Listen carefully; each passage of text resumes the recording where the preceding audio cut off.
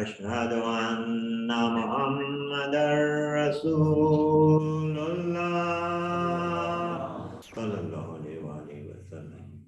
أشهد أن محمدا رسول الله صلى الله عليه وسلم. أشهد أن أمير المؤمنين وإمام المتقين علي ولي الله. أشهد أن أمير المؤمنين وإمام المتقين عليا حجة الله. حي على الصلاة، حي على الصلاة، حي على الفلاح، حي على الفلاح، حي على خير العمل، حي على خير العمل. الله أكبر، الله أكبر. لا إله إلا الله، لا إله إلا الله. بسم الله الرحمن الرحيم. اللهم اجعل ببارا ونسارا وشفاء ورزقا وأولاد أبرارا، واجعل إن قبر نبيك محمد صلى الله عليه وآله وسلم مستقرا قرارا برحمتك يا أرحم الراحمين. اللهم صل على الله أكبر، الله أكبر. أشهد أن لا إله إلا الله، أشهد أن لا إله إلا الله، أشهد أن محمدا رسول الله، أشهد أن محمدا رسول الله، أشهد أن عليا ولي الله، أشهد أن عليا حجة الله. حي على الصلاة، حي على الصلاة، حي على الفلاح، حي على الفلاح، حي على خير العمل، حي على خير العمل. قد قامت الصلاة، قد قامت الصلاة. الله أكبر، الله أكبر. لا إله إلا الله. صلاة العشاء. الله أكبر، بسم الله الرحمن الرحيم. الحمد لله رب العالمين، الرحمن الرحيم، مالك يوم الدين. إياك نعبد وإياك نستعين. اهدنا الصراط المستقيم، صراط الذين أنعمت عليهم غير المغضوب عليهم ولا الضالين. بسم الله الرحمن الرحيم. إنا أعطيناك الكوثر فصل لربك وانحر، إن شانئك هو الأبتر. الله أكبر. سبحان الله، سبحان الله، سبحان ربي العظيم وبحمده. سمع الله لمن حمد. الله أكبر.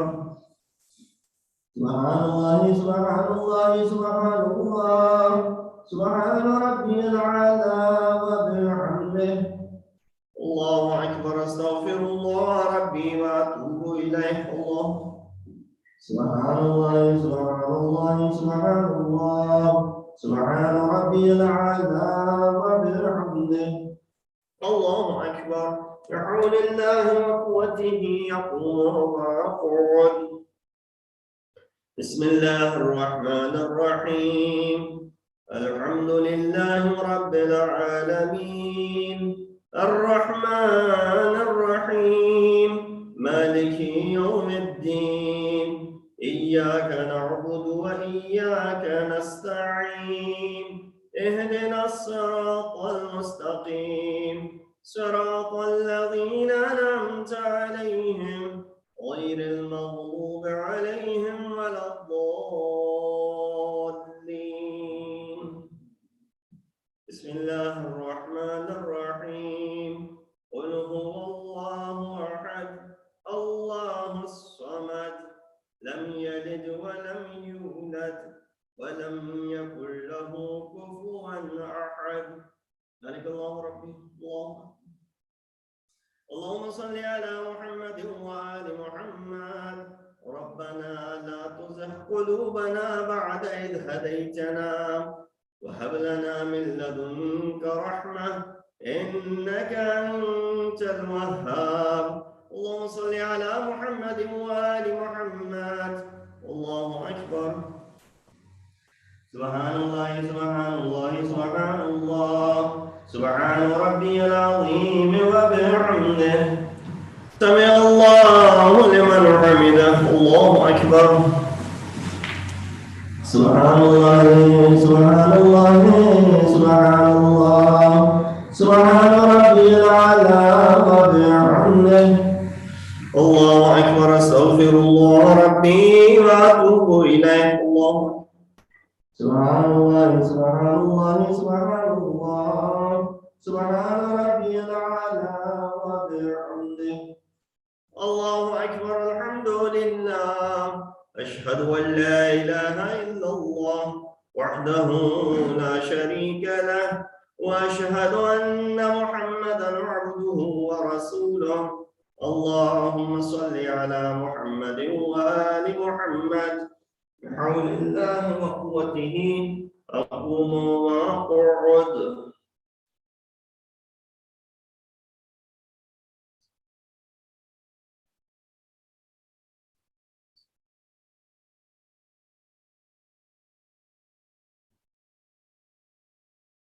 الله أكبر. سبحان الله سبحان الله سبحان الله سبحان ربي العظيم وبحمده سمع الله لمن حمد. الله أكبر. سبحان الله سبحان الله سبحان الله سبحان ربي الأعلى وبحمده. الله أكبر. أستغفر الله ربي وأتوب إليه. الله سبحان الله سبحان الله سبحان الله سبحان ربي الأعلى. الله أكبر. بحول الله وقوته أقوم وأقعد.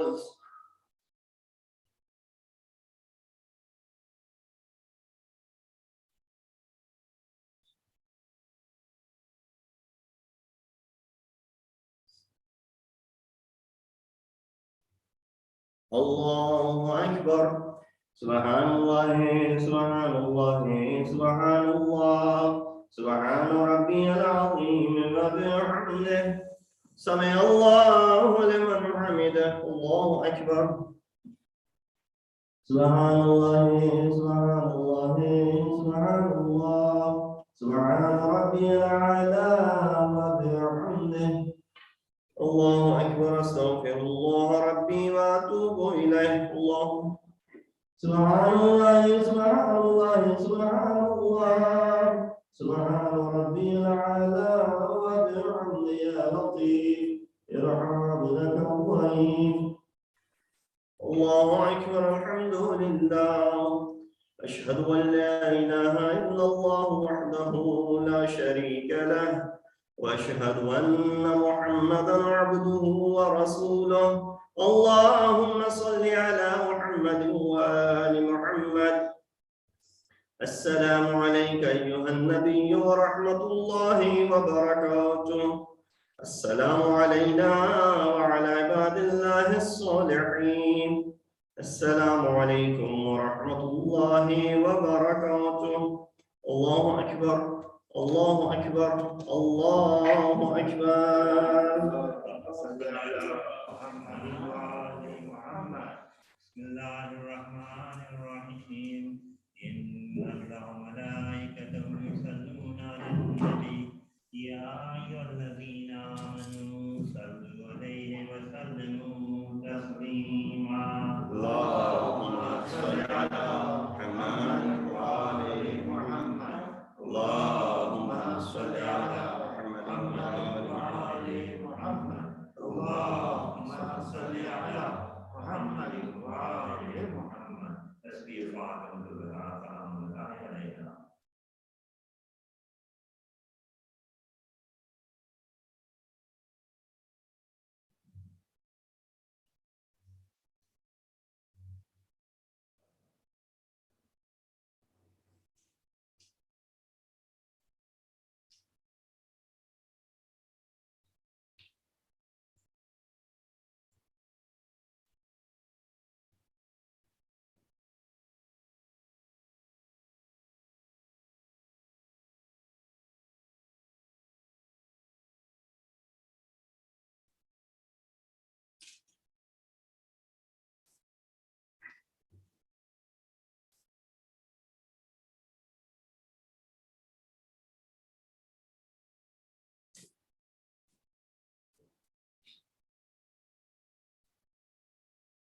اللهم صل على محمد وآل محمد. بسم الله الرحمن الرحيم.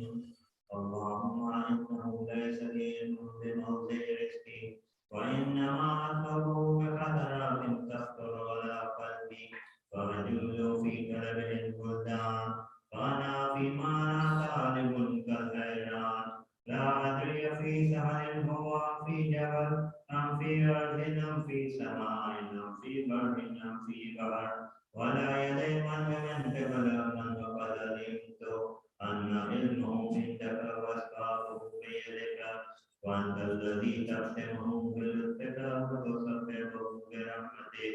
اللهم فصل على محمد وآله واجعل يا رب رزقك لي واسعا ومطلبه سهلا ومأخذه قريبا ولا تعنني بطلب ما لم تقدم لي فيه رزقا فإنك غني عن عذابي وأنا فقير إلى رحمتك.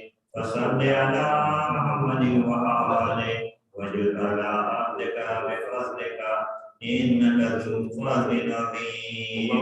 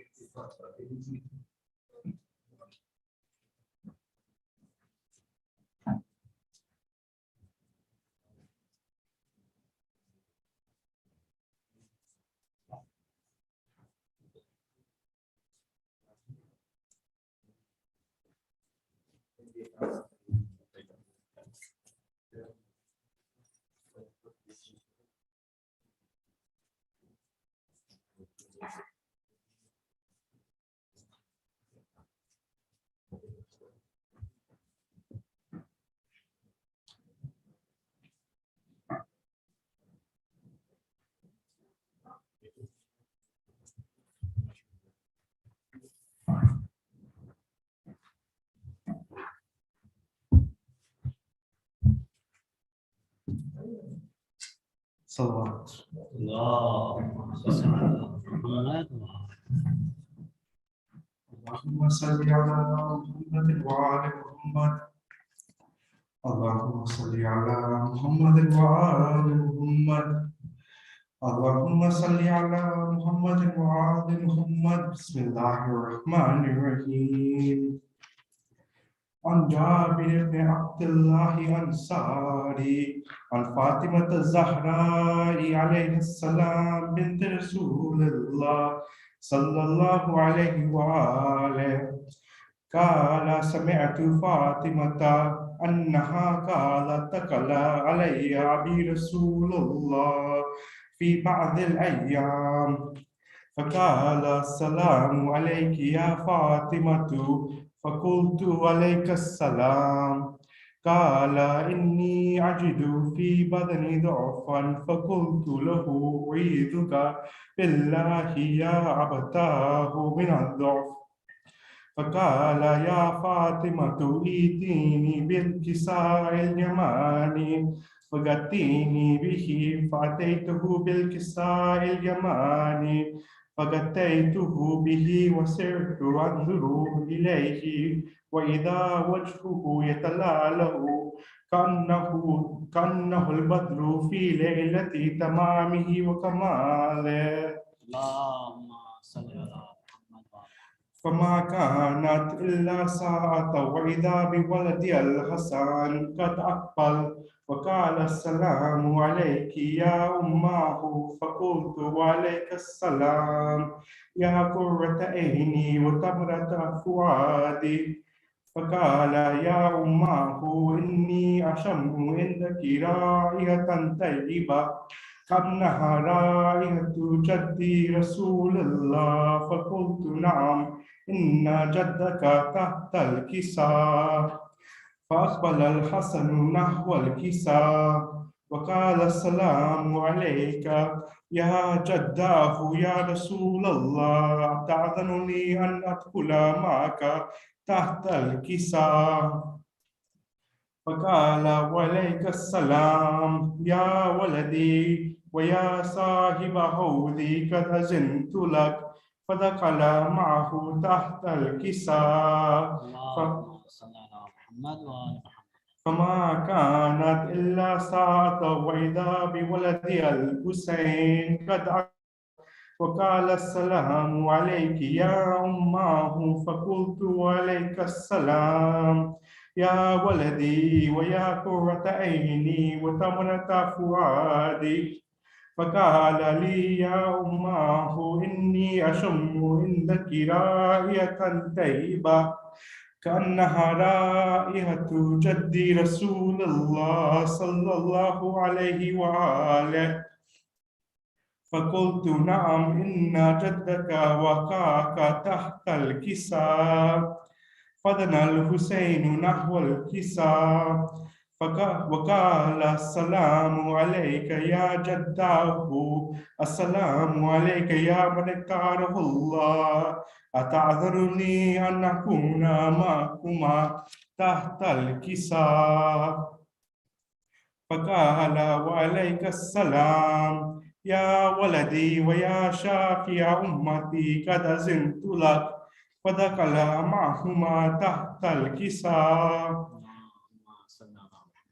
فأقبل عند ذلك أبو الحسن علي بن أبي طالب وقال السلام عليك يا بنت رسول الله فقلت عليك السلام يا أبا الحسن ويا أمير المؤمنين فقال يا فاطمة إني أشم عندك رائحة طيبة كأنها رائحة أخي وابن أمي رسول الله فقلت نعم ها هو مع ولديك تحت الكساء فأقبل علي نحو الكساء وقال السلام عليك يا رسول الله أتأذن لي أن أكون معكم تحت الكساء قال له عليك السلام يا أخي ويا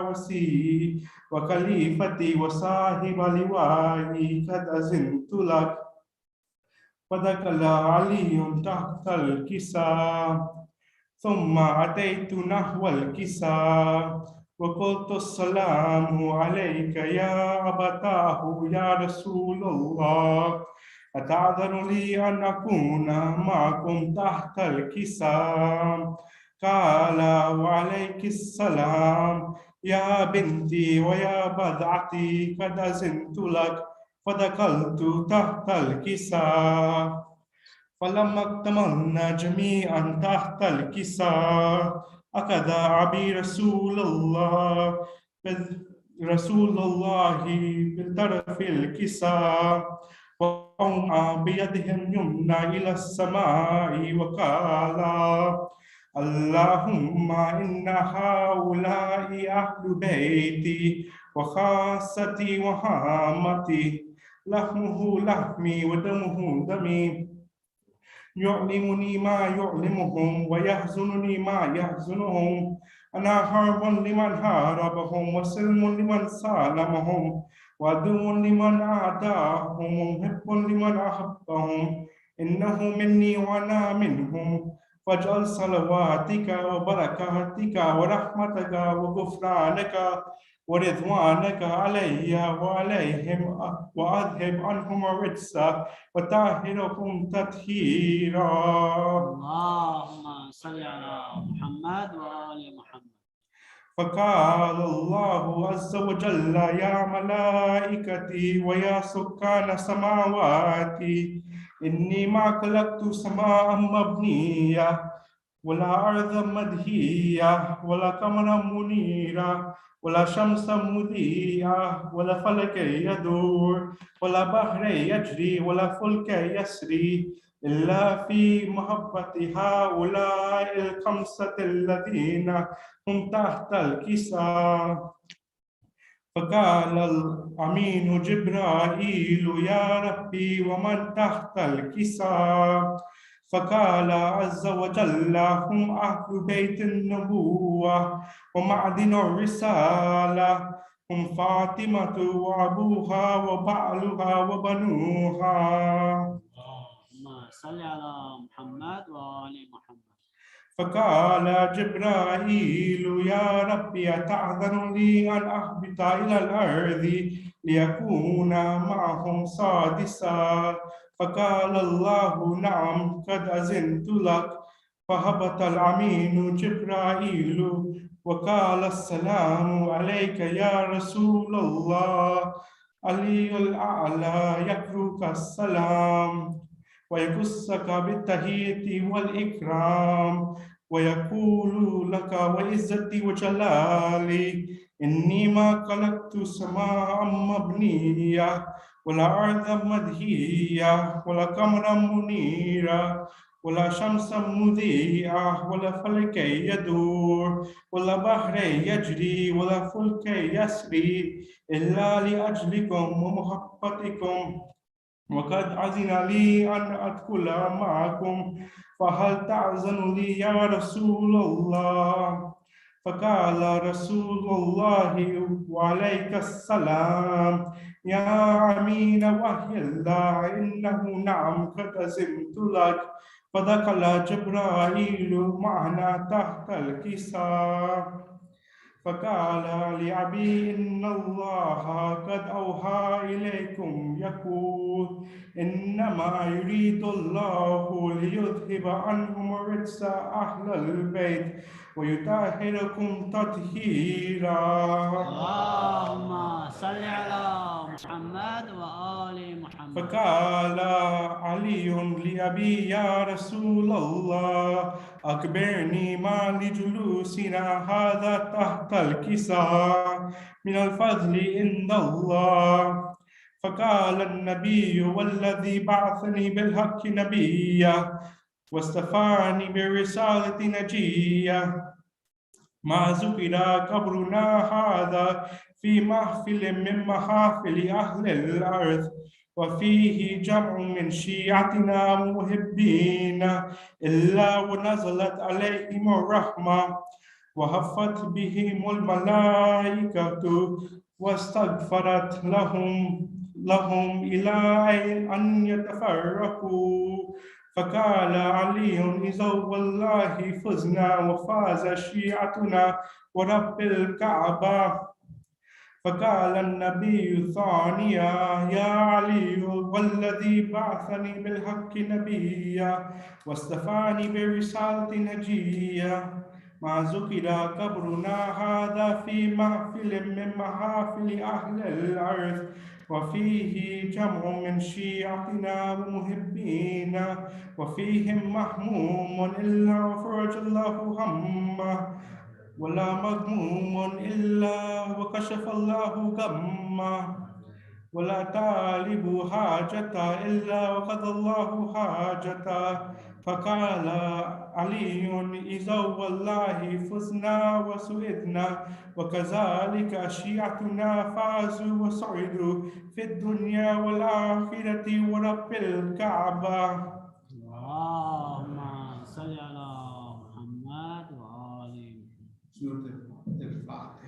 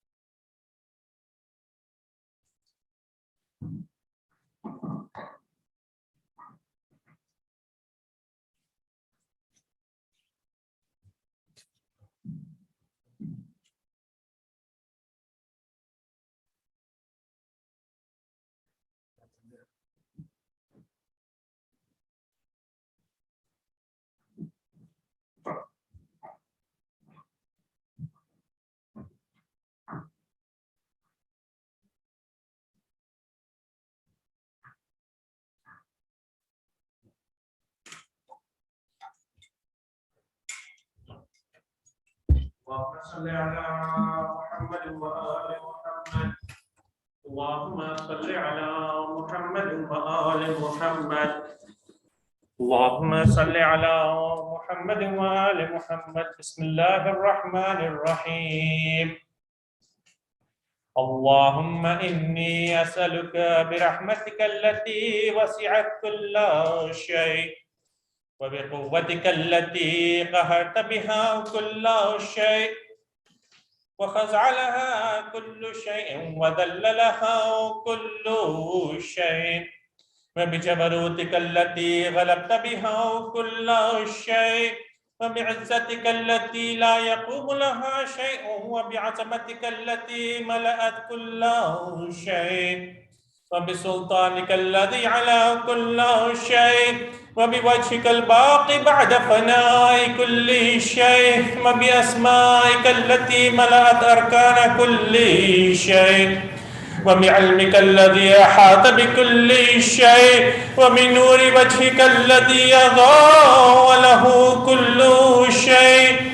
يا نور يا قدوس يا أول الأولين ويا آخر الآخرين. اللهم اغفر لي الذنوب التي تحتك العصام. اللهم اغفر لي الذنوب التي تنزل النقم. اللهم اغفر لي الذنوب التي تغير النعم. اللهم اغفر لي الذنوب التي تحبس الدعاء. اللهم اغفر لي الذنوب التي تقطع الرجاء. اللهم اغفر لي الذنوب التي تنزل البلاء.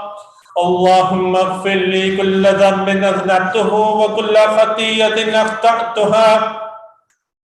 اللهم إني أتقرب إليك بذكرك واستشفع بك إلى نفسك وأسألك بجودك أن تدنيني من قربك وأن تزعني شكرك وأن تلهمني ذكرك.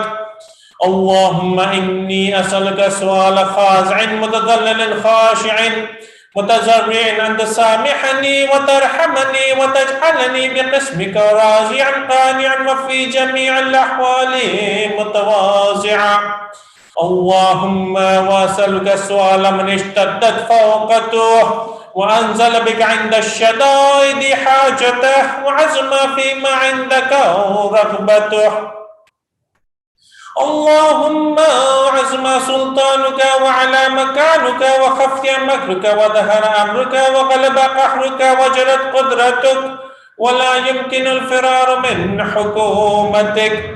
اللهم لا أجد لذنوب غافرا ولا لقباحي ساترا ولا لشيء من عملي القبيح بالحسن مبدلا غيرك لا إله إلا أنت سبحانك وبحمدك. ظلمت نفسي وتجرأت بجهلي وسكنت إلى قديم ذكرك لي ومنك علي. اللهم مولاي كم من قبيح سترته وكم من فادح من البلاء يقلته وكم من عثار وقيته وكم من مكروه دفعته وكم من ثناء جميل لست أحلا له نشرته. اللهم عزم بلائي وأفرط بي سوء حالي وقصرت بي أعمالي وقعدت بي أغلالي وحبسني عن نفي بعد آمالي وخدعتني الدنيا بغرورها ونفسي بخيانتها ومثالي يا سيدي فأسألك بعزتك أن لا يحجب عنك دعائي سوء عملي وفعالي ولا تفزعني بخفي ما اطلعت عليه من سري ولا تعاجلني بالعقوبة على ما عملته في خلوات من سوء فعلي وإساءتي ودوام تفريط وجهالتي وكثرة الشهوات وغفلتي. وكن اللهم بعزتك لي في كل الأحوال رؤوفا وعلي في جميع الأمور عطوفا. إلهي وربي من لي غيرك أسأله كشف ضري والنظر في أمري.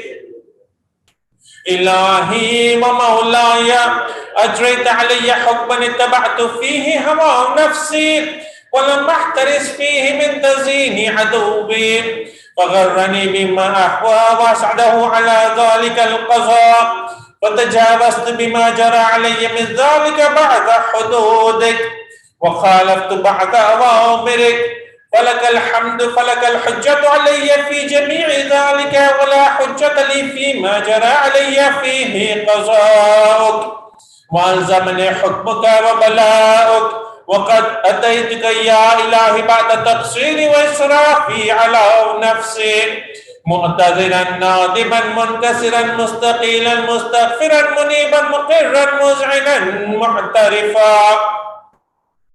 لا أجد مفرا مما كان مني ولا مفزعا أتوجه إليه في أمري غير قبولك عذري وإدخالك إياي في سعتي من رحمتك. اللهم فاقبل عذري وارحم شدة ذري وفكني من شدي وثاقي. يا رب ارحم ضعف بدني ورقة جلدي ودقة عزمي يا من بدا خلقي وذكري وتربيتي وبري وتجزيتي حبل الابتداء كرمك وسالفي برك بي.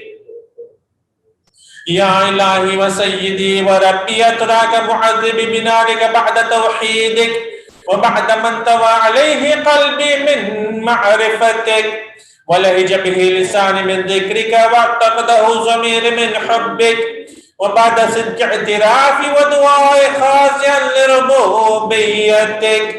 هيهات أنت أكرم من أن تضيع من ربيته أو تبعد من أدنيته أو تشرد من آويته أو تسلم إلى البلاء من كفيته ورحمته.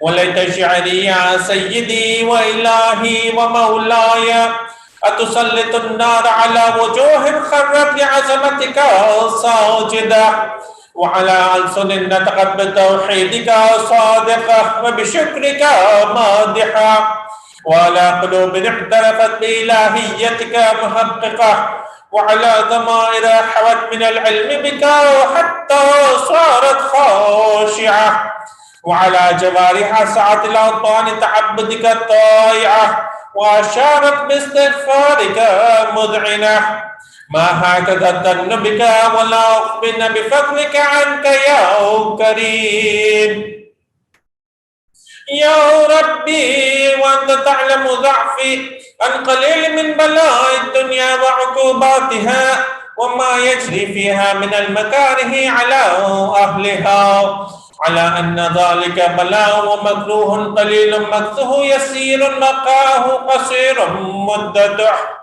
فكيف احتمال لبلاء الآخرة وجليل وقوع المكاره فيها وهو بلاء تطول مدته ويدوم مقامه ولا يخفف عن أهله لأنه لا يكون إلا عن غضبك وانتقامك وسخطك وهذا ما لا تقوم له السماوات والأرض يا سيدي فكيف بي وأنا عبدك الضعيف الذليل الحقير المسكين المستكين يا إلهي وربي وسيدي ومولاي بأي الأمور إليك أشكو ولم منها زج وأبكي لأليم العذاب وشدته أملت للبلاء ومدته فلئن سيرتني للعقوبات مع أعدائك وجمعت بيني وبين أهل بلائك وفرقت بيني وبين أحبائك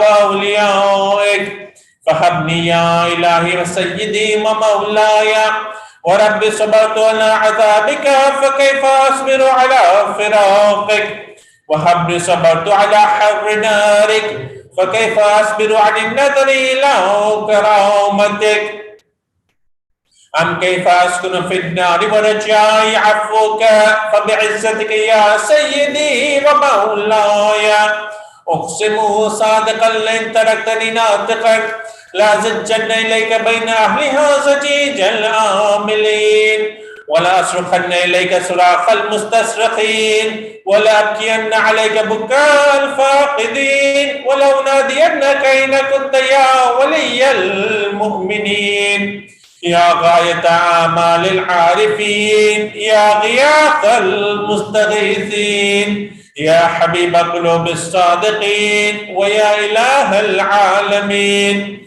أفتراك سبحانك يا إلهي وبحمدك تسمع فيها صوت عبد مسلم سجن فيها بمخالفته وذاق طعم عذابها بمعصيته وحبس بين أطباقها بجرمه وجريرته وهو يزج إليك زجيجا مؤملا لرحمتك ويناديك بلسان أهل توحيدك ويتوسل إليك بربوبيتك يا مولاي فكيف يبقى في العذاب وهو يرجو ما سلف من حلمك أم كيف تؤلم النار وهو يعمل فضلك ورحمتك أم كيف يحرقه لهيبها وأنت تسمع صوته وتراه مكانه أم كيف يشتمل عليه زفيرها وأنت تعلم ضعفه أم كيف يتقلقل بين أطباقها وأنت تعلم صدقه أم كيف تزجره زبانيتها وهو يناديك يا ربه أم كيف يرجو فضلك في عتقه منها فتتركه فيها هيهات ما ذلك الظن بك ولا المعروف من فضلك ولا مشبه لما عاملت به الموحدين من برك وإحسانك فباليقين يقتو لولا ما حكمت به من تعذيب جاحدك وقضيت به من إخلاد معانديك لجعلت النار كلها بردا وسلاما وما كان لأحد فيها مقرا ولا مقاما لكنك تقدست أسماؤك أقسمت أن تملأها من الكافرين من الجنة والناس أجمعين وأن تخلد فيها المعاندين وأنت جل ثناؤك قلت مبتدئا وتطولت بالإنعام متكرما أفمن كان مؤمنا كمن كان فاسقا لا يستوون إلهي وسيدي فأسألك بالقدرة التي قدرتها وبالقضية التي حكمتها وحكمتها وغلبت من عليه أجريتها أن تهب لي في هذه الليلة وفي هذه الساعة كل جرم أجرمته وكل ذنب أذنبته وكل قبيح أسررته وكل جهل عملته كتمته وأعلنته وأخفيته أو أظهرته وكل سيئة أمرت بإثباتها الكرام الكاتبين الذين وكلتهم بحفظ ما يكون مني وجعلتهم شهودا علي مع جوارحي وكنت أنت الرقيب علي من ورائهم والشاهد لما خفي عنهم وبرحمتك أخفيته وبفضلك سترته وأن توفر حظ من كل خير أنزلته أو بإحسان فضلته أو بر نشرته أو رزق بسطته أو ذنب تغفره أو خطأ تستره يا ربي يا ربي يا رب يا ربي يا ربي يا رب يا ربي يا رب يا إلهي وسيدي ومولاي ومالك رقي يا من بيده ناصيتي يا عليما بزري ومسكنتي يا خبيرا بفقري وفاقتي يا ربي يا ربي يا رب يا ربي يا ربي يا رب يا ربي يا ربي يا رب أسألك بحقك وقدسك وعظم صفاتك وأسمائك أن تجعل أوقاتي في الليل والنهار بذكرك معمورة وبخدمتك موصولة وأعمالي عندك مقبولة حتى تكون أعمالي وأورادي كلها وردا واحدا وحالي في خدمتك سرمدا يا سيدي يا من عليه معولي يا من إليه شكوت أحوالي يا ربي يا ربي يا رب يا ربي يا ربي يا رب يا ربي يا ربي يا رب قوي على خدمتك جوارحي واشدد للعزيمة جوانحي وهب لي الجد في خشيتك والدوام في الاتصال بخدمتك حتى أسرح عليك في ميادين السابقين وأسرع إليك في المبادرين وأشتاق إلى قربك في المشتاقين وأدنو منك دنو المخلصين وأخافك مخافة الموقنين واجتمع في جوارك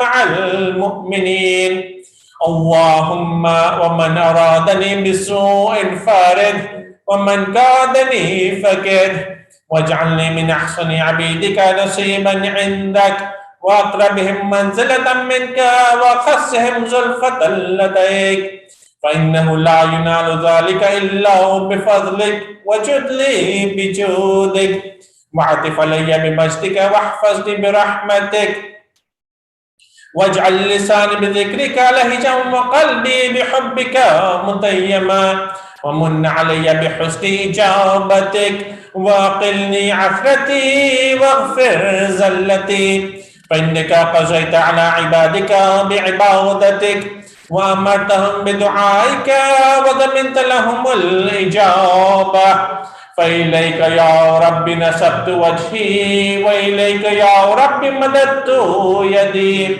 فبعزتك استجب لي دعائي وبلغني منايا ولا تبقع من فضلك ورجائي واكفني شر الجن والإنس من أعدائي يا سريع الرضا اغفر لمن لا يملك إلا الدعاء فإنك فعال لما تشاء يا من اسمه دواء وذكره شفاء وطاعته غنى ارحم من رأس ماله الرجاء وسلاحه البكاء يا سابغ النعم يا دافع النقم يا نور المستوحشين في الظلام يا عالما لا يعلم صل على محمد وآل محمد وافعل بما أنت أهله وصلى الله على رسوله والأئمة الميامين من آله وسلم تسليما كثيرا اللهم صل على سورة الفاتحة.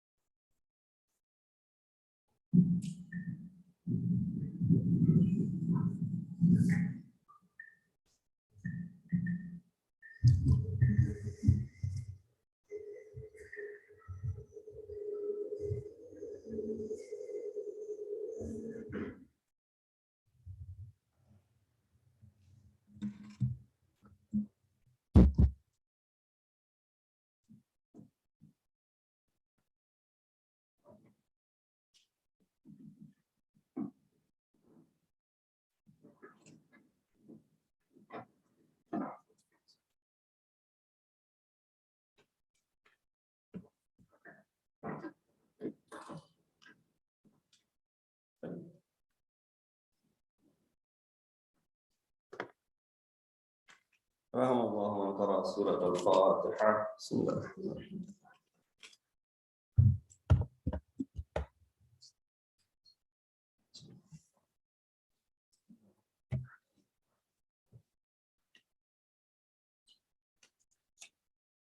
أعوذ بالله من الشيطان الرجيم. بسم الله الرحمن الرحيم. الحمد لله رب العالمين. الصلاة والسلام على أشرف الأنبياء والمرسلين خاتم النبيين أبي القاسم محمد وأهل بيته الطيبين الطاهرين المعصومين الذين أذهب الله عنهم الرجس وطهرهم تطهيرا. أما بعد فقد قال الله تبارك وتعالى وقوله الحق وهو أصدق القائلين. بسم الله الرحمن الرحيم. يا أيها الذين آمنوا من يرتد منكم عن دينه فسوف يأتي الله بقوم يحبهم ويحبونه أذلة على المؤمنين أعزة على الكافرين يجاهدون في سبيل الله ولا يخافون لومة لائم ذلك فضل الله يؤتيه من يشاء والله واسع عليم. صدق الله العلي العظيم. صلوات الله. Assalamu alaikum wa rahmatullahi wa barakatuh. Thursday night, Shab-e-Jumah, the night of Friday, known for the night of dua, night of supplication. May Allah subhanahu wa ta'ala accept your adiyah, your supplications that you have made. And of course, it is the night in which Allah subhanahu wa ta'ala invites his servants to ask. Riwayat mentioned to the extent that there is a munadi which calls upon people all night long, asking them to make dua from Allah subhanahu wa ta'ala. The night of this, and then of course the day of Friday, both are from this aspect, known for the acceptance of the dua. And the dua that the children of Hazrat Yaqub Bani Israel had asked, that Ya Abana astaghfir lana dhunubana, O our Father, make dua for us. Hazrat Yaqub alayhi salatu wasalam responded by saying that Sawfa astaghfir lakum, that inshallah I will make dua for you in future. Thodi si light ho jala andhera ho. Sallu ala Muhammad wa ali Muhammad. That he mentioned the Sawfa astaghfir lakum, that soon I will make dua for you. And when was this soon? It is mentioned in the Rawaya that it was on this third Shab-e-Jumah, which is the night of Friday or the day of Friday. Of course, him being Nabi of Allah, him being Ma'asum, If he makes dua at any time, Allah will accept from him. But he too is choosing to show us the etiquettes of making dua, delaying his dua until Friday, where of course the acceptance is, in sort of a sense, Allah subhanahu wa ta'ala has made it mandatory upon himself. It's the rahmat and the mercy and the grace of Allah subhanahu wa ta'ala. Well, that is not the discussion for tonight. I chose this ayat from Surah Ma'idah, verse number 54.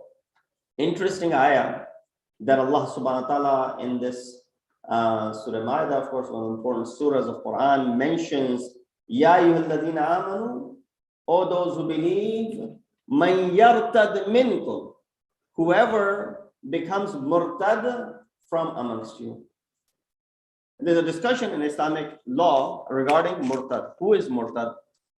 Apostate, as we translate that. And there's categories of apostates. I won't go in the fiqhi masala of it, but just to hint towards the discussion that you will find in the books of fiqh. Apostate or murtad is someone, there are two types of it. Murtad fitri and murtad milli. Fitri comes from fitra, which is nature, refers to a person who at the time of his birth, the parents were Muslims, and when he reaches the age of, becomes mukallaf, becomes, baligh, he chooses Islam, and then after having embraced Islam, he turns to another deen, or he denounces the religion of Islam. This person is considered to be murtad fitri. On the contrary to that, there's murtad milli, which is a person who at the time of his birth, parents were non-Muslim. He grows up, at the time of his bulugh, he converts to Islam. And then after a while, he said, I don't really like Islam. He goes back to the previous religion, for example. Now, there's separate laws for both of these people. And then if a woman becomes murtad, there's a separate law for her as well. So quickly, murtad fitri is someone who is wajib al-qatl, that the punishment is death penalty for that individual. Sometimes people say, why such a harsh punishment for someone who does not follow your aqidah? Why is Islam so strict on an individual who is not following your aqidah? Why would you give him such tough and harsh punishment? The reason is the person is not being punished for his personal action, that he denounces the religion. The punishment entails, if he doesn't announce this, there's no punishment. The moment he announces and he encourages others to also do the same thing, that's when the punishment comes about. Then yeah, you have the right to choose whatever you want. You have the freedom of religion, whatever religion you want to choose. You don't want to be Muslim, fine.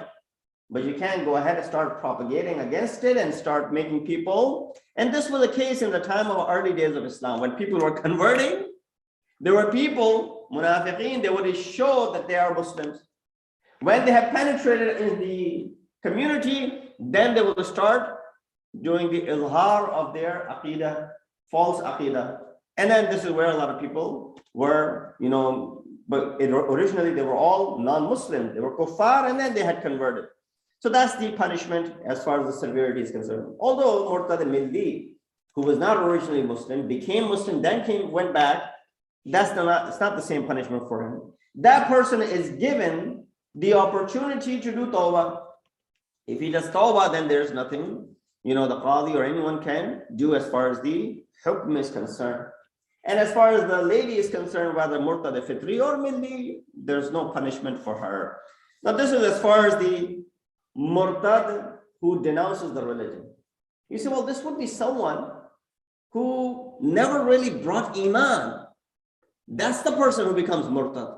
Well, look at the ayat. Surah Ma'idah 54 says, Ya ayyuhalladhina amanu, O those who have brought faith. That means iman is there for you. Man yartad minkum an dinihi. Amongst you, if someone denounces the religion, any one of you desert the religion, what happens? فَسَوْفَ يَأْتِ اللَّهُ بِقَوْمٍ. Don't worry about it. If a few people go ahead and desert the religion, it does not, interrupt the message of Allah subhanahu wa ta'ala. فَسَوْفَ يَأْتِ اللَّهُ بِقَوْمٍ. Allah subhanahu wa ta'ala then will bring forth, soon bring a people, يُحِبُّهُمْ وَيُحِبُّونَهُ. that Allah subhanahu wa ta'ala, He loves them and they love Him as well. So if you become murtad, not to worry. It does not go ahead and cause any sort of issue with Islam. Allah subhanahu wa ta'ala will bring more people. Here, I want to take you into this ayat step by step. Because Quran requires in-depth analysis. Quran requires our attention.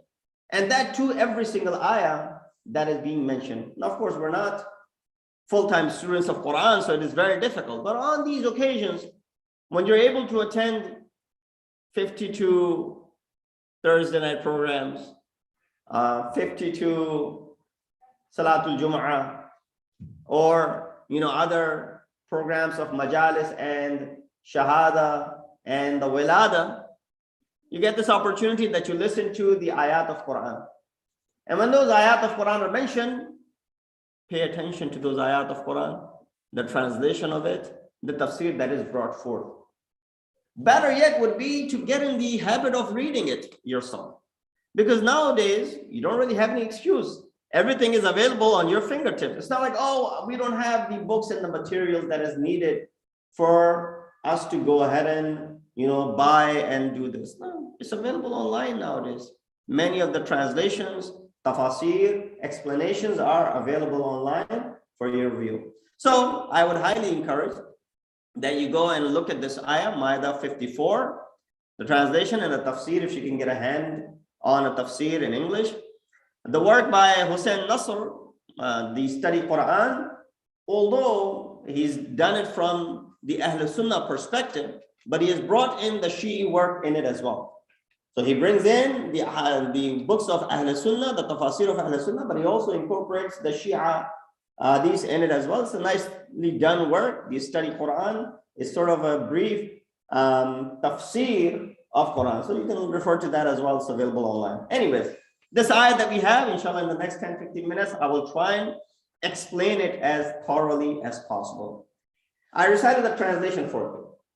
O those who have faith, man yartad minkum, whoever deserts the religion from you, فَسَوْفَ يَأْتِ اللَّهُ بِقَوْمٍ, Allah will bring forth a nation, يُحِبُّهُمْ وَيُحِبُّونَهُ, that He loves them and they love Him, Allah subhanahu wa ta'ala. أَذِلَّةٍ عَلَى الْمُؤْمِنِينَ, these are the people who are humble in front of mu'mineen. وَعِزَّةٍ عَلَى الْكَافِرِينَ, they are, with honor and respect in front of those who are kuffar. يُجَاهِدُونَ فِي سَبِيلِ اللَّهِ, they do strive in the way of Allah subhanahu wa ta'ala. وَيَخَافُونَ وَلَا يَخَافُونَ لَوْمَةَ لَائِمٍ, they don't worry about the scolding of those who scold. ذَلِكَ فَضْلُ اللَّهِ, this is the grace of Allah subhanahu wa ta'ala, and which He grants to whomever He wishes. First and foremost thing, in this ayah, after the concept of irtidal is mentioned, what does Allah subhanahu wa ta'ala say? He talks about a connection between His creations and Himself. The connection is being mentioned. And how is the connection being mentioned? يُحِبُّهُمْ وَيُحِبُّونَهُ, that there's this connection of love and compassion that has to be developed between Khaliq and Makhluq.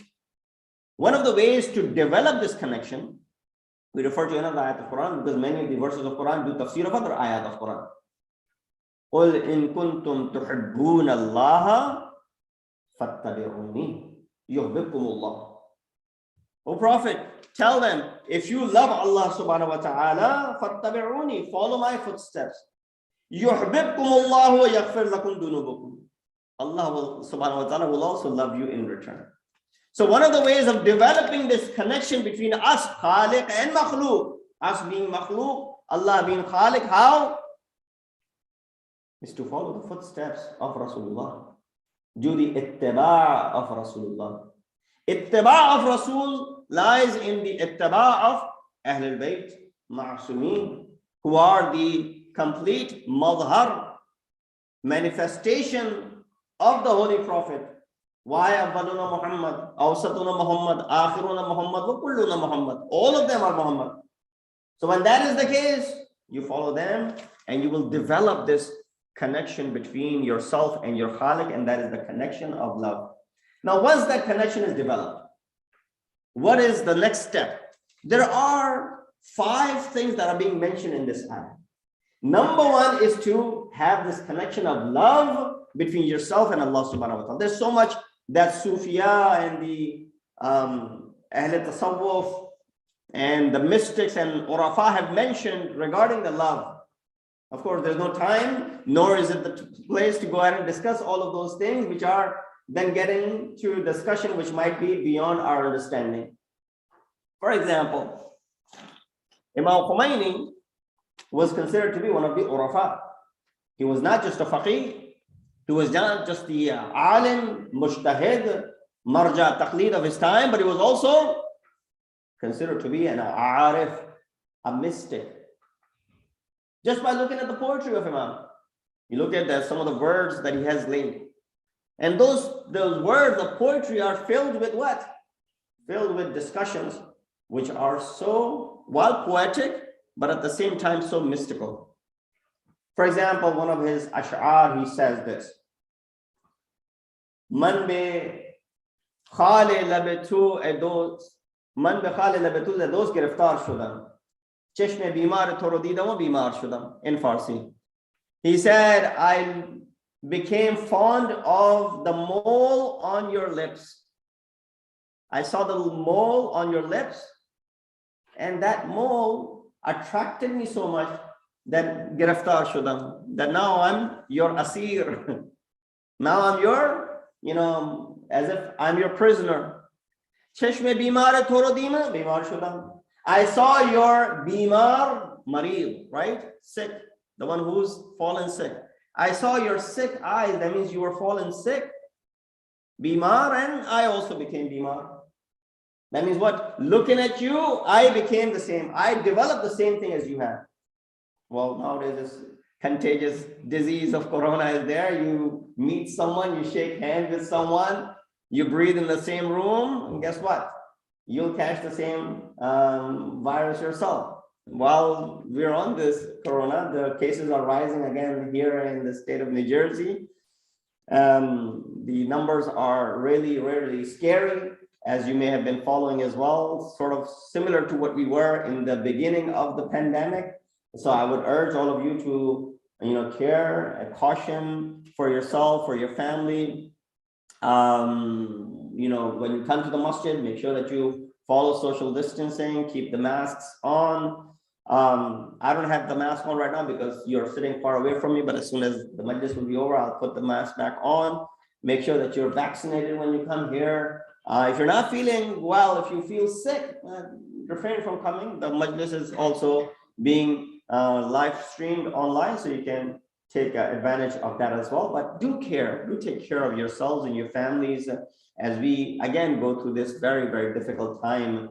Hopefully it's a small little patch and we will get over it.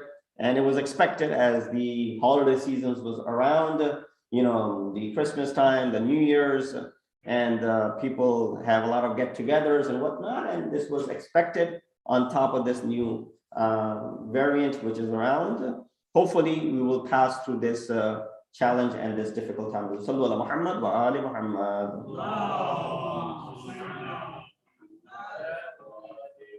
So you would say, Imam Khomeini, what's going on with this romantic poetry? No, it's not romantic poetry. It is filled with mysticism. And there's nothing which is khilaf al-shar' in it. It is all for the love of Allah subhanahu wa ta'ala.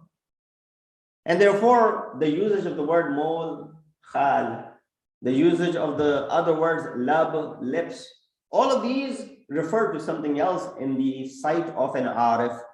Therefore, it's not romantic, rather it is to do with the love and the ishq of Allah subhanahu wa ta'ala. Therefore, let's go past that. First and foremost, connection of love between Khaliq and Makhluq. That's the number 1 thing which is being mentioned in this ayat, Surah Ma'idah, verse number 54. Number 2, one who has love of God in their heart, the result of it was what? Adillatin ala al-mu'minin. They are humble towards the faithful. That they show humility and humbleness, not humility. Humility is in front of Allah. They're very humble when it comes to mu'mineen. Is it possible to love Allah subhanahu wa ta'ala and then hate the mu'mineen? That one place you're saying that I love Allah subhanahu wa ta'ala, and the second sentence you are scolding and condemning for no reason and hating and showing hatred towards those who are your fellow faithful mu'mineen, brothers and sisters. So no, azillatin ala al-mu'mineen. That's number one. Number two, one who loves God, it leads to a'izzatin ala al-kafirin. The third point here, that they are stern towards the faithless. Yes, while they're soft when it comes to mu'min, they're very stern when it comes to kuffar. They're not going to take a no for an answer. The one who has iman in it, haqiqatan iman, someone who really possesses this iman, will never feel haqir in front of kuffar. Never. This deen that you have, believe in it firmly. If there's any doubt in anything that this religion asks you to do your research. Ask someone, get to the conclusion of it. Don't remain ignorant about it and then feel unsafe in front of others when they raise questions. Why your madhab says this? Why does your madhab allow this? Why is your madhab not condemning this or condoning this, and so on and so forth? No, get to the bottom of it, learn, ask. فَاسْأَلُوا أَهْلَ الذِّكْرِ إِن كُنتُمْ لَا تَعْلَمُونَ. Ask the Ahl al-Dhikr if you do not know. Number four, one who loves Allah, they wage jihad in His way. They do not sit lazily. يُجَاهِدُونَ فِي سَبِيلِ اللَّهِ. And lastly, one who loves God doesn't worry about people, what they say to him. لَا يَخَافُونَ لَوْمَةَ لَائِمٍ. They're not worried about the one who's doing malamat, the one who's scolding.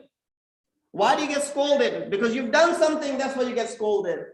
One who hasn't done anything, they will not be subject to scolding or criticism. You've built something, you'll be criticized. You've written a book, you'll be criticized. You've delivered a lecture, you'll be criticized. You built a masjid, you built a school, you built a hospital. People will be questioning you, criticizing you. But it says, وَلَا يَخَافُونَ لَوْمَةَ لَائِمٍ. He says, when you get onto the path, when you start walking, when you've done something, only then you expect. In Farsi, when you are walking on the way, then people throw stones at you. When you're just sitting idly inside your house, they're not going to throw anything at you. The moment you start walking, people throw stones at you. If Rasulullah stayed at home, that lady would have never thrown garbage upon him. He walked, and so she threw. He could have just stayed home. He could have actually changed his path. He didn't change his path either. He went from the same path every single day. These are there. Why? Don't worry about people scolding you, condemning you, criticizing you. All these kuffar, mushrikeen of Makkah, Abu Lahabs, and all of these people, they continue to, Abu Sufyan, criticize Rasulullah. Oh Muhammad, you brought something. This is what you're doing to us. And then also the criticism came when Rasulullah had announced the wilayat of Amirul Mu'mineen. They made fun of him saying, oh Abu Talib, now you have to answer to your son, 10-year-old son. Now you have to be answerable to him. And he said, really? 10-year-old son? And they were making fun of him, ridiculing, mocking. So don't worry about la yakhafuna lawmata la'im. So therefore we understand these are the 5 points that you can derive from this ayat number 54 of Surah Ma'idah. Sallu ala Muhammad wa ali Muhammad.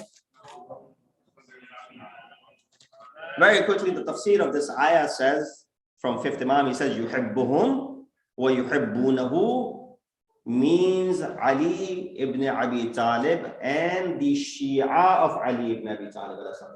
Then when it says yuhibbunahu wa yuhibbuhum, it refers to Ali ibn Abi Talib and the Shi'an of Ali ibn Abi Talib. Why?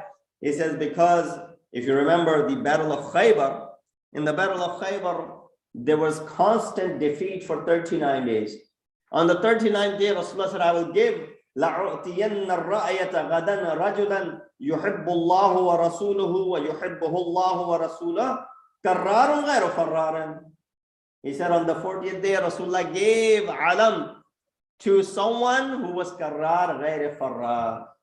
That was Ali ibn Abi Talib, and he mentioned the sifat. He said, Yuhibbullah wa ya Rasuluh. He loves Allah subhanahu wa ta'ala and he loves Rasulullah, and Allah and Rasul also love him in return. Here we think that just loving Allah subhanahu wa ta'ala is enough. Just loving Ahlul Bayt is enough. Just loving Rasulullah is enough and saying we love him.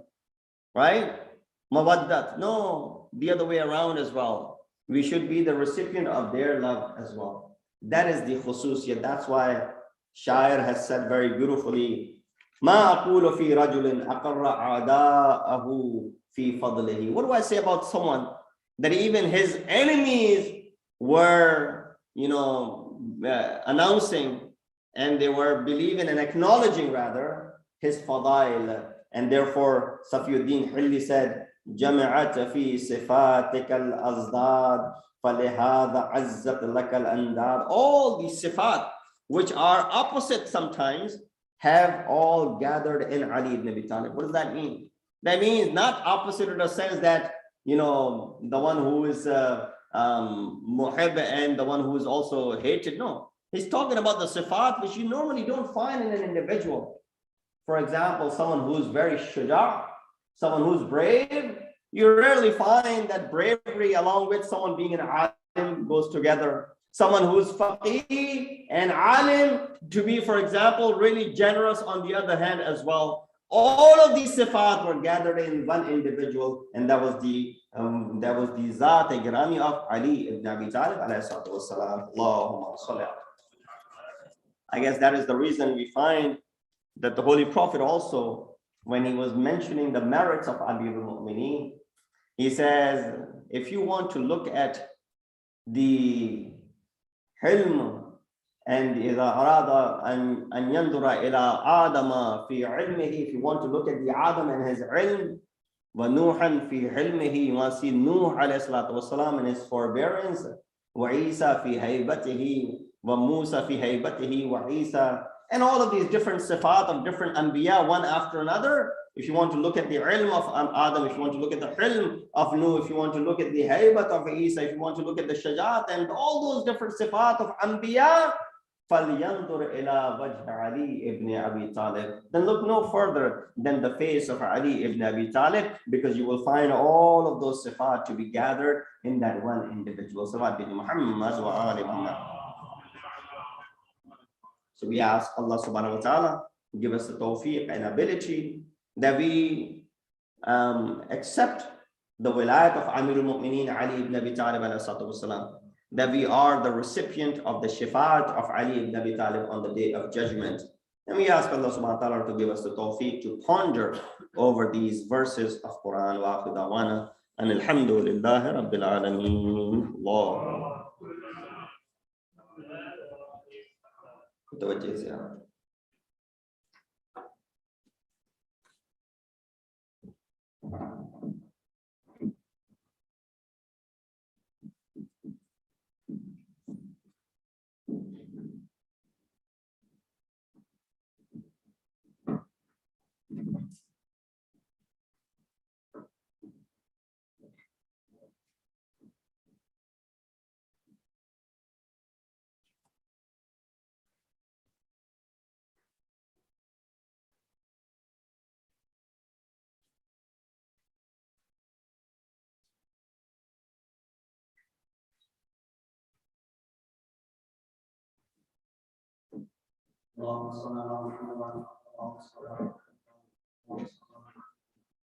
السلام عليك يا نبي الله، السلام عليك يا رسول الله، السلام عليك يا حبيب الله، وعلى نعمك من المؤمنين ورحمتك فاطمة الزهراء سيدة نساء العالمين، وعلى والديك الحسن والحسين سيدي شباب أهل الجنة، وعلى تسعة المعصومين من ذرية الحسين. السلام عليكم ورحمة الله وبركاته. السلام عليك يا وارث عن صفات الله، السلام عليك يا وارث نوح نبي الله، السلام عليك يا وارث إبراهيم خليل الله. السلام عليك يا وارث موسى كليم الله. السلام عليك يا وارث عيسى روح الله. السلام عليك يا وارث محمد حبيب الله. السلام عليك يا وارث أمير المؤمنين عليه السلام. السلام عليك يا ابن محمد المصطفى. السلام عليك يا ابن علي المرتضى. السلام عليك يا ابن فاطمة الزهراء. السلام عليك يا ابن خديجة الكبرى. السلام عليك يا ثار الله وابن ثاره والبدر الموتور. أشهد أنك قد أقمت الصلاة وآتيت الزكاة وأمرت بالمعروف ونهيت عن المنكر وطاعت الله ورسوله حتى أتاك اليقين. فلعن الله أمة قتلتك ولعن الله أمة ظلمت ولعن الله أمة سمعت بذلك فرضيت به. يا مولاي يا أبا عبد الله أشهد أنك كنت نورا في الأصلاب الشامخة والأرحام المطهرة لم تنجسك الجاهلية بأنجاسها لم تلبسك من ملهمات ثيابها. وأشهد أنك من دعائم الدين وأركان المؤمنين. وأشهد أنك الإمام البر التقي الرضي الزكي الهادي المهدي. وأشهد أن الأئمة من ولك كلمة التقوى وآلاء الهدى والقروة الوثقى والحجة على أهل الدنيا. وأشهد الله وملائكته وأنبياءه ورسله أني بكم مؤمن وبإيابكم موقن بشرائع ديني وخواتيم عملي وقلبي لقلبكم سل وأمري لأمركم متبع. صلوات الله عليكم وعلى أرواحكم وعلى أجسادكم وعلى أجسامكم وعلى شاهدكم وعلى غائبكم وعلى ظاهركم وعلى باطنكم. السلام عليك يا ابن رسول الله. السلام عليك يا ابن نبي الله. السلام عليك يا ابن أمير المؤمنين. السلام عليك يا ابن الحسين الشهيد. السلام عليك أيها الشهيد. السلام عليك أيها المظلوم وابن المظلوم. لعن الله أمة قتلك ولعن الله أمة ظلمت ولعن الله أمة سمعت بذلك فرضيت به. السلام عليكم يا أولياء الله وأحباه. السلام عليكم يا أصفياء الله وأوداه. السلام عليكم يا أنصار دين الله. السلام عليكم يا أنصار رسول الله. السلام عليكم يا أنصار أمير المؤمنين. السلام عليكم يا أنصار فاطمة السيدة نساء العالمين. السلام عليكم يا أنصار أبي محمد الحسن بن علي الولي الناصح. السلام عليكم يا أنصار أبي عبد الله. بأبي أنتم وأمي طبتم وطابت الأرض التي فيها دفنتم وفزتم فوزا عظيما. يا ويا ليتني كنت معكم فأفوز معكم. السلام عليك يا أبا الفضل العباس بن أمير المؤمنين. السلام عليك يا ابن سيد الوسيين. السلام عليك يا ابن أول القوم إسلاما وأقدمهم إيمانا وأقومهم بدين الله وأحرقهم على الإسلام. أشهد لقد نصحت لله ولرسوله ولأخيه فنعم الأخ المواسي. فلعن الله أمة قتلت ولعن الله أمة ظلمت ولعن الله أمة استحلت منك المحارم وانتهكت حرمة الإسلام. فنعم الصابر المجاهد المحامي الناصر. والأخ الدافع عن أخيه، المجيب إلى طاعة ربه، الراغب فيما زهد فيه غيره من الثواب الجزيل والثناء الجميل، وألحقك الله بدرجة آبائك في جنات النعيم. السلام عليك يا غريب الغرباء، السلام عليك يا معين الضعفاء والفقراء، السلام عليك يا شمس الشموس وأنيس النفوس أيها المدفون بغرز الطوس، السلام عليك يا علي بن موسى ورحمة الله وبركاته، السلام عليك يا صاحب العصر والزمان، السلام عليك يا خليفة الرحمن، السلام عليك يا إمام الإنس والجان، السلام عليك يا شريك القرآن، السلام عليك يا إمام زماننا عجل الله تعالى فرجه وسهل الله مخرجه وجعلنا من أنصاره وعوانه. السلام عليك ورحمة الله وبركاته.